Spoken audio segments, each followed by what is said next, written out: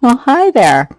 I'm going to show you how to do my Juniper Scarf Shawl, and you can make this a lot wider or narrower if you want a narrow scarf, or really wide if you want a bigger shawl. I'm just making mine like a nice shorter shawl wrap out of this yarn, and here's what it looks like, and here's what the sides look like. I have a nice kind of pattern coming out here that echoes what's in the blanket, and you can even pull it out a little bit to make it more noticeable.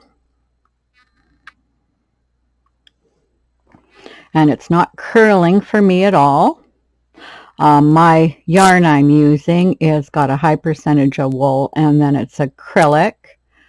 But you might want to do a swatch to see if you have any curling at the sides with the type of yarn you use. This stitch doesn't really have much of a propensity to curl, but maybe with the way you knit you could. With this type of edge, it keeps it from curling. And so as I knit, when they first come off the loom, everything's all bunched together and whatever, I just take it out and I pull the sides a little bit and make sure that I have this, do this as I go, so just so that I have less work to do at the end, because I really like the way this is sitting. It's quite beautiful. I'm really liking it. And the back of it looks like this. It looks okay. So if you even like this side better, you could use that side. You still see the same type of edging on it with these little, whatever you call them, little nubbies or whatever name you want to give them. Okay, and I meant to just do a little bit, get it working really well, and then do the video, but I have to tell you, this knits up so unbelievably fast that before I knew it, I was this far into it. Now I'll tell you what the yarn is. It's La Bergeret, and it's the Harlequin line. If you find this yarn in English, it'll say Harlequin instead of Harlequin, and the color is Tibet. And it's a combination of reds and maroons and pinks with a little bit of a light blue and even some kind of a silvery white color. Actually quite pretty. And oh yes, it is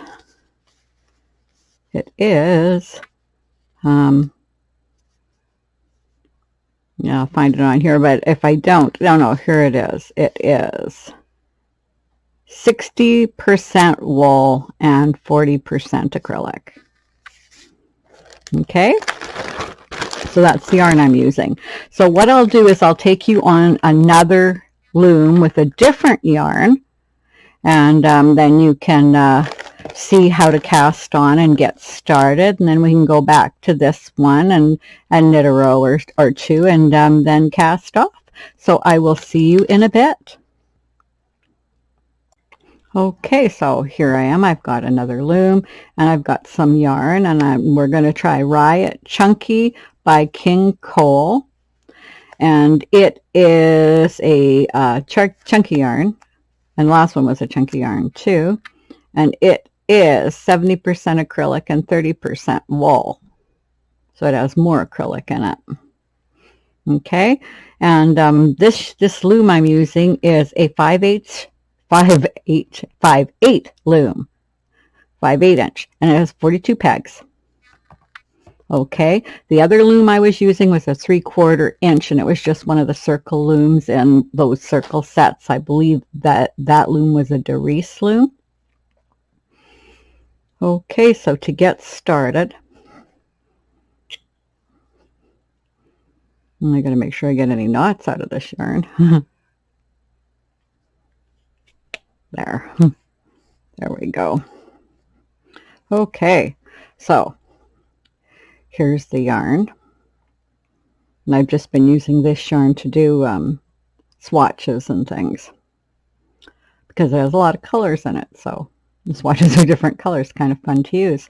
So I just made a slip knot. You can make a slip knot any way you want. I just do a simple one doing that and putting the yarn through. And you just put it on the first peg. But you can do another kind of cast on if you want. But I like the chain cast on and I like the way it looks. So then I'm going to take the working yarn, put it through the top loop, and just scoop the yarn up like that. Make a loop, tighten it, and then I'm just going to put it behind the second peg, take the working yarn, pull it through and tighten it, put it behind the next peg, working yarn through and tighten it, and I'm going to keep this one tight. I'm going to pull that tight so it stays tight, and behind the next peg. And if your loop gets too small or too big, you can adjust it any length you want just by pulling this, because it's really handy that way. Okay, we'll keep going, and this is all you do. And as I said, you can do it as big as you want or as small as you want, and you can do it even or odd. So I'm a lot shorter now. This would be the length of a small scarf. My loom hook isn't made anymore, and so you can't get it. It's just a wood painted loom hook, but they have ones on Etsy that are very nice that are this width. So if you really want a loom hook like this, Etsy is the best place, I believe, to buy them. Okay, so I'm just going to, now that I'm at the last peg, I put the loop on and I'm just going to knit it over. And that's all there is to doing this. And I'll have a link to this cast on in the video. So if you want to go over the cast on another video, it will be there. Okay, so now that I've done that, I'm just going to go over it in an U-wrap. And sometimes I wrap over a bunch at once, but for your benefit, I'll just do one at a time. So just doing a U-wrap. But yeah, I often, because I can keep my tension loose, I'll often go over a number like this. I'm keeping it really loose, so it's going to have the same tension as those. It just, it's faster for me that way. I'm just doing a row of U-wrap. So U-wrap is just this. Okay, and then I'm going to do a row of purl. And I'm just going to skip that stitch, and I'm just going to do a row of purl. So twisting around, this is a very twisty yarn. Make sure I get it in there. So to do a purl, it's pretty easy. There's plenty of videos on a purl, but you just take the working yarn, put it through from the bottom, scoop up the loop, and then you take it off the loom and slip it back on. That's all there is to doing a purl. It's just a row of knit and a row of purl, and that's just to keep the end laying nice and straight and not curling. And just, it's to give a base too, because with the stitch we're doing, you don't want it right at the edge. It would make the edge pretty bumpy. So I just want to make sure I have a bit of an edge here before we start that stitch.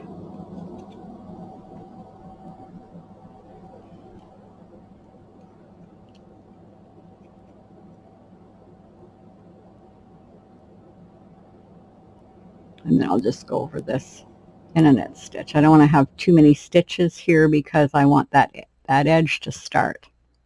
Okay, and then I'm going to go right into the stitch. And to go right into the stitch, all I'm going to do is go in front of this peg and then over it again. And this is the very end peg. I'm going to take the two bottom loops loosely and I'm going to lift them over the top. And then on the next peg, and I can come in a little bit closer. There we go.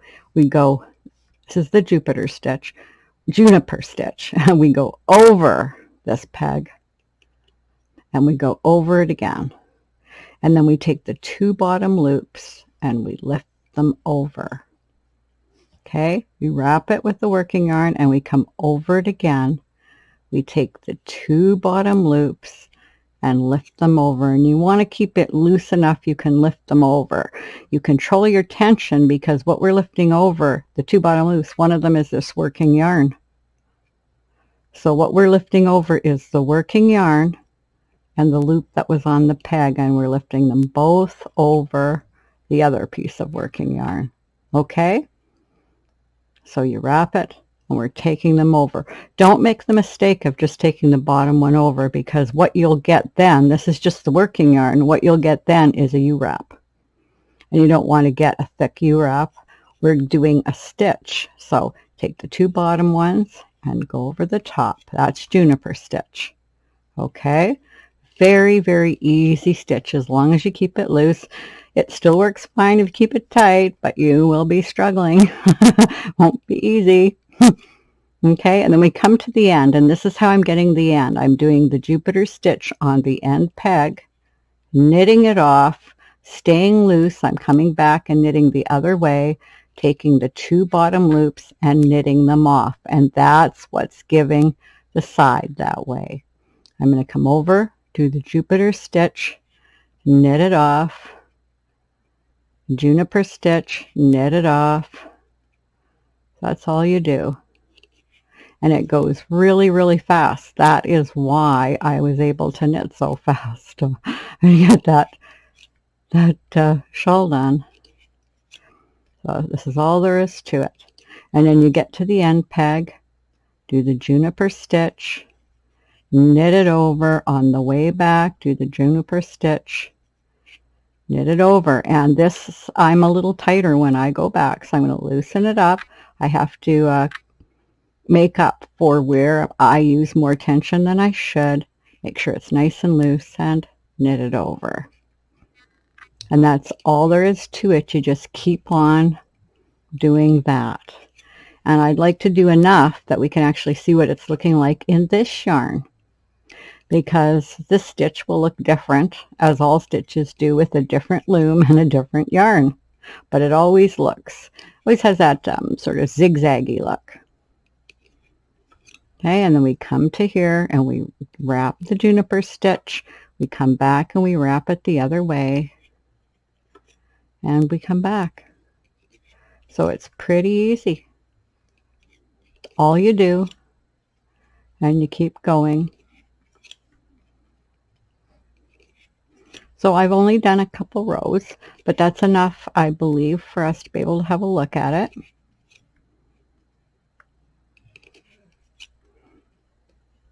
And there we go. So we'll just look at it, and there we can see the stitch coming along. And it's looking really pretty in this yarn too. There, now you can see it better. Looking really nice in this yarn. There's your nice border. And here's your sides coming along. And it's not enough yet, but as you see, we have this already happening at the side, and I just usually gently pull them out a little further just because I think it gives a nicer look, but you don't have to. They're coming out anyway. And as you see, there's no tendency to curl. So it's really, really easy to do, and it looks really nice, and it's such a perfect stitch for doing shawls and cowls and hats and things, although in the round it doesn't come that way and that way as much. It tends to go just one way, but it looks really, really nice in the round too. I've liked it, and I've used it in a number of hats already. So, and they'll be coming. If they're not already live, they'll be coming. I've been videoing as I go. So there you go. So I'm just going to put you on pause, and we'll get the main one we're working on back here and do that. Okay, so I'm back again, and I have this one back. And I figure out where I put the yarn here. I'll put it here. I'm getting it all twisted. I'm going to put you on pause for a moment, I think. No, I think I got it. Wasn't twisted as bad as I thought. Okay, there we go. Okay. Alrighty. Still going around here a bit. Okay, got it. Okay, so I'm over here. So I'm going to just do the Juniper stitch, just going this way. Nice and loose. And I'm going to make sure I loosen it up and have the right tension, because it's just been laying there like this. and I'm going to knit it over. And that's the stitch I'm doing here, working with this yarn. So I'm just going to do a row on this.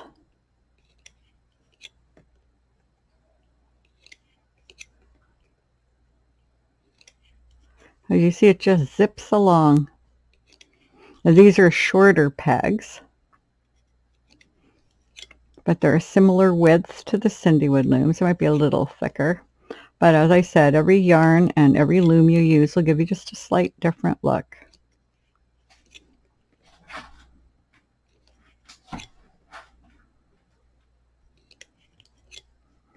I did quite a bit more stitches here. I'm trying to think of how many I did, but I think I did around 20.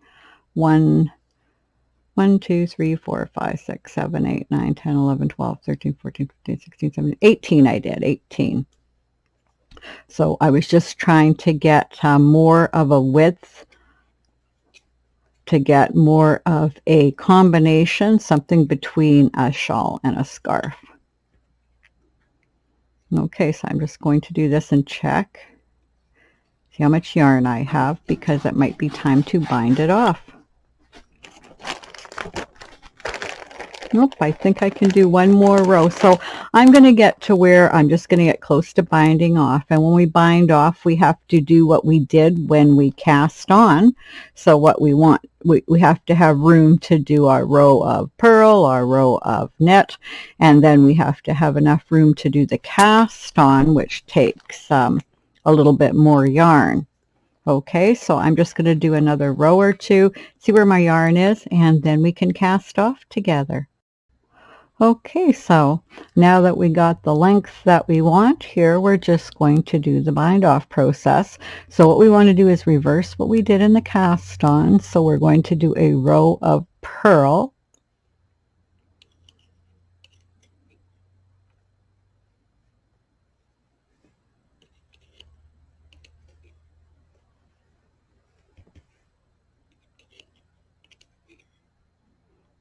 And that way we'll have the ends look very, very similar, which is what we want. So let's put you on pause and I'll finish the row of purl. Okay, and then we're just going to come back in a row of knit. So we're just duplicating what we did on the other end. So it's a row of purl and then a row of U-wrap.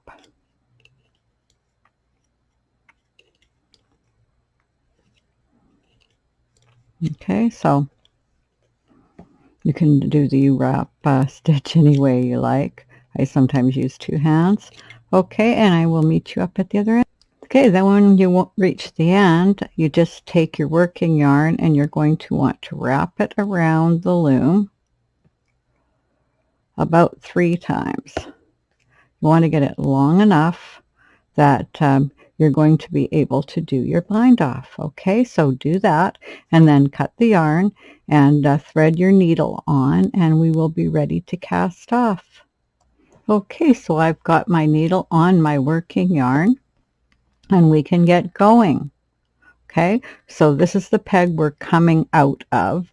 So what I'm going to do with this peg is I'm just going to go up it,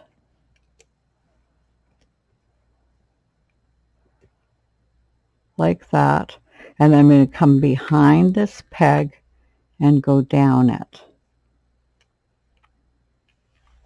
just like that. Pull the working yarn through. Okay, and then we can go up this one again. This time though, we are going to go behind the second peg and we're going to come down the third peg. So we come down the third peg, and you're going to want to make sure that your yarn is this way when you come through and that you're not behind any pegs. And then just pull it through, and then we'll drop the needle. Don't drop your needle. And we'll come up. So we're always going to come up the peg, go behind the peg that we came out of. We're going to go down the new peg and then up the peg we went behind. Okay, we go behind here. We're going to go down the new peg.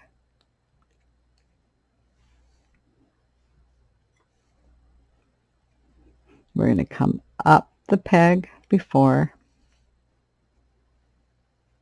Then we're going to go behind the peg, down the next peg.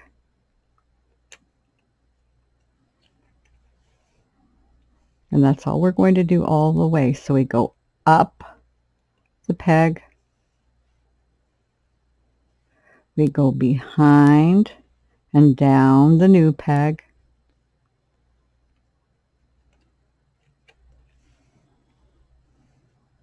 back up the peg before, behind and down the new peg,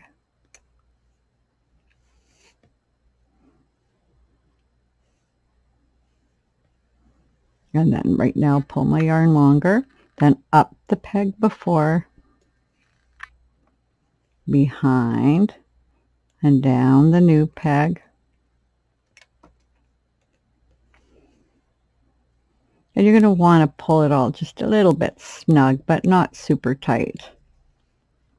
Go up the peg before, behind and down the new peg,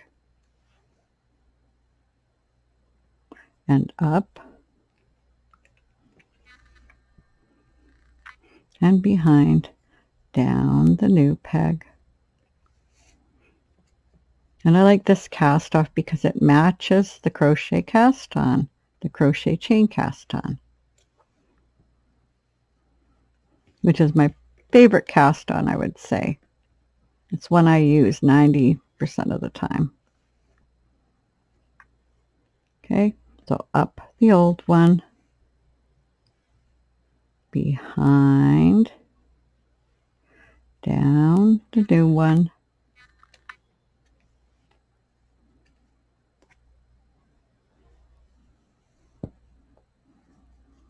and then up, behind, down the new one. And we're going to do that to the end of the row, so I will meet you back up there. Okay, we're nearly at the end, so we're going to go down. There we go. So we're going around and down and up, and then behind and down, and here's we're going down the last peg here. Oop. That's if all our tools cooperate. I'm going to go down. There we go.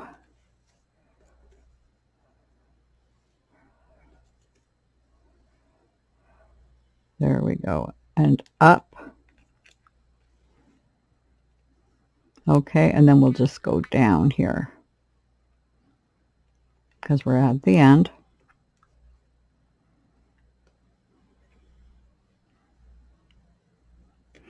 Okay, and then I'm just going to go down again here, and I'm just going to make a knot.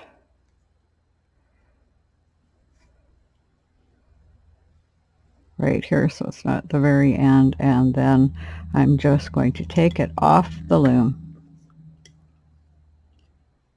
Just lift it off, stitch by stitch. And you're just going to weave in the end.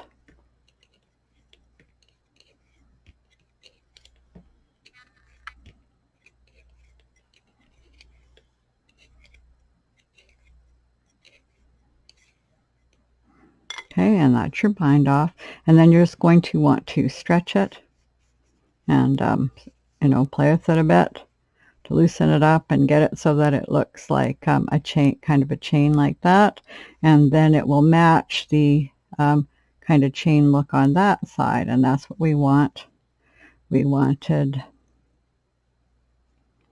both the, if I can get them up beside each other, both of them to look very similar. And they do here. Okay, and that's what we wanted to have the ends look fairly the same. So that's all there is to it, and you're just going to weave in. Where's that end now?